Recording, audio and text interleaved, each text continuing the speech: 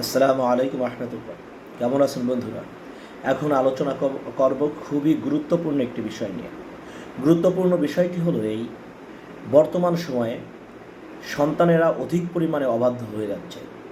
এই অবাধ্য সন্তানকে বাধ্য করার আমল নিয়ে।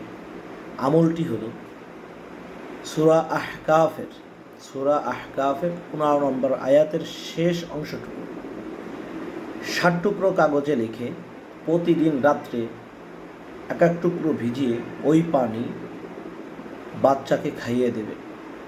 আর পিতামাতা উভয়ই ফজরের নামাজের পরে এই আয়াতটুকু 3 বার করে পাঠ করবে। একাধারে 7 দিন করলে মহান রব্বুল আলামিন ওই সন্তানকে বাবা মার বাধ্য করে দিবেন। আয়াতের অংশটুকু পড়ে শোনাচ্ছি। ওয়া আসলিহ লি ফি যুররিয়াতি ইন্নী তুবতু ইলাইকা ওয়া ইন্নী মিনাল মুসলিমিন। আয়াতটুকু আবার শুনি। ওয়া আসলিহ লি ফি যুররিয়াতি ইন্নী তুবতু ইলাইকা ওয়া ইন্নী মিনাল মুসলিমিন। এভাবে আমল করতে থাকলে মহান রব্বুল আলামিন আপনার সন্তানকে আপনার বাধ্য করে দেবেন ইনশাআল্লাহ। আজ এ পর্যন্ত, সঙ্গে থাকুন।